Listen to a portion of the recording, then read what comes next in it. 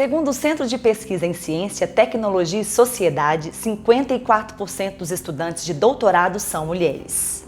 Em relação às pesquisadoras, as porcentagens variam por área. As mulheres são 60% na ciência da vida e saúde e na ciência da computação e matemática, elas representam menos de 25%.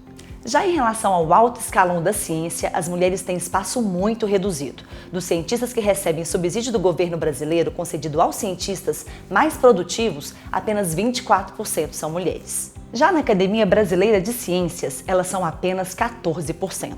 Estes números baixos se contradizem com outros, com o fato de o Brasil ter um dos maiores números de publicações científicas do mundo feitas por mulheres, com porcentagem de 70%, além do fato delas serem maioria no doutorado.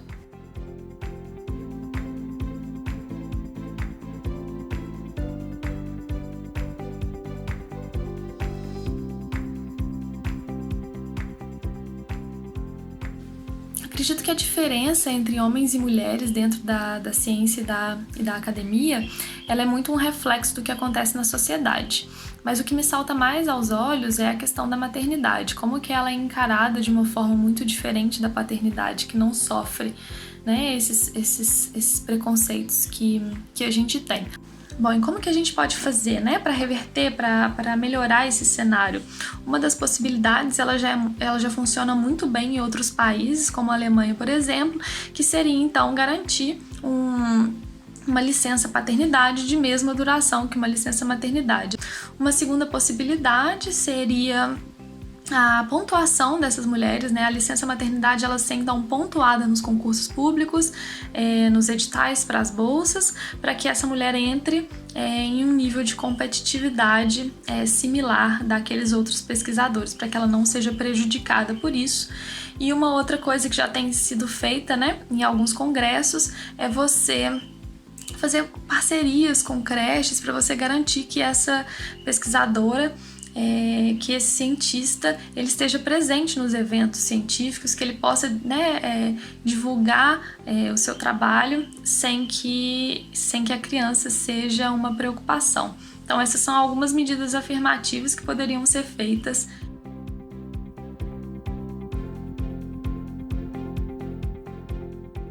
Bom, esse corte na pesquisa ele agrava mais a situação, porque ele diminui, né, drasticamente o número de bolsas e os investimentos. Então, cada vez mais fica difícil de conseguir um salário, de conseguir dinheiro para pesquisa, e essas pessoas vão ficando, né, mais sem possibilidades e, consequentemente, vão desistindo, né, da carreira científica.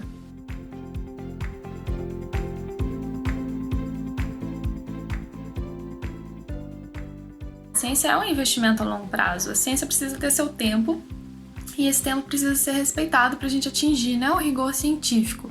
E ela não deveria funcionar, então, com picos de investimento que são baseados em demandas imediatas, né?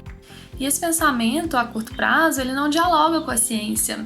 Às vezes, um retorno, né, de um investimento hoje na ciência, ele vai vir daqui meses, de repente até anos, dependendo da sua linha de pesquisa.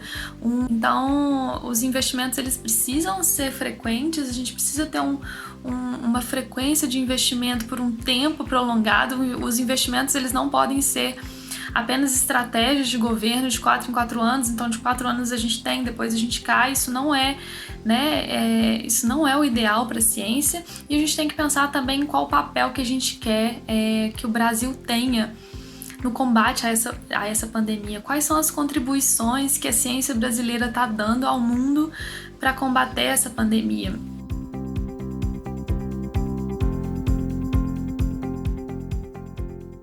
A minha trajetória na ciência, ela começou ainda na graduação, como aluna de iniciação científica.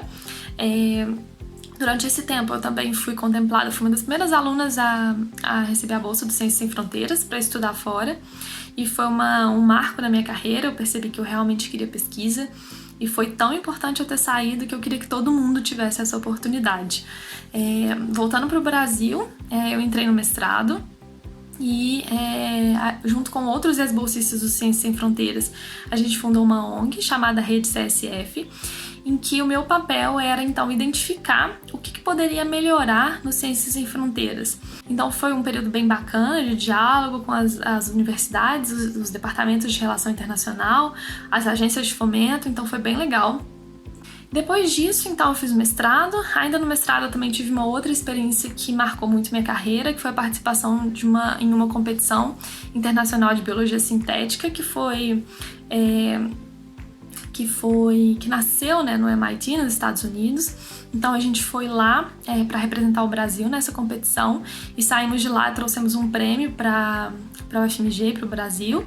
E essa competição ela é muito importante na área, porque é onde todas as tecnologias de ponta e todas as ideias de ponta são mostradas, né, para a comunidade científica. Então, nessa competição, eu me interessei muito por uma técnica que ainda era muito pouco difundida aqui no Brasil, e eu decidi que eu queria trabalhar com essa técnica, e foi assim que eu entrei no meu doutorado. Fiz meu doutorado, então, em dupla titulação com a Universidade de Aachen, na Alemanha, que também foi uma outra experiência que me enriqueceu muito enquanto cientista, e atualmente eu sou bolsista do CNPq, no Departamento de Bioquímica e Biologia Molecular da Universidade Federal de Viçosa.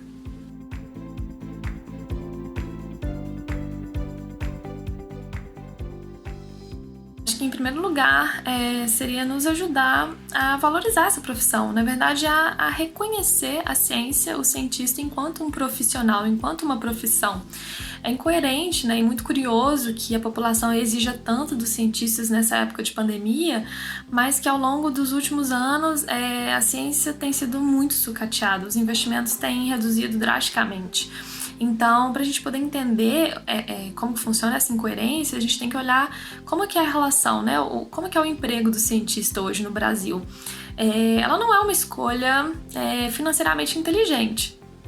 Você vai terminar o seu doutorado depois de 6 anos pós-formado. Então você tem aí 2 anos de mestrado, mais 4 anos de doutorado, e quando você terminar, né, quando você estiver no seu último ano de doutorado, 6 anos pós-formado, você vai ganhar aproximadamente 2 salários mínimos. E vale lembrar que os cientistas, eles também eles não são regulamentados, né? Eles não têm os direitos trabalhistas. Então, você não tem INSS, você não tem um plano de saúde, férias regulamentadas, 13º, você não tem esses direitos. Então, além dos 2 salários mínimos, você tem que descontar todos os seus gastos, né? Se você pensa numa aposentadoria, se você pode e pretende ter um plano de saúde. Nós do Mulher Avante nos inspiramos com essas mulheres guerreiras que dedicam suas vidas para a ciência e para o avanço da nossa sociedade.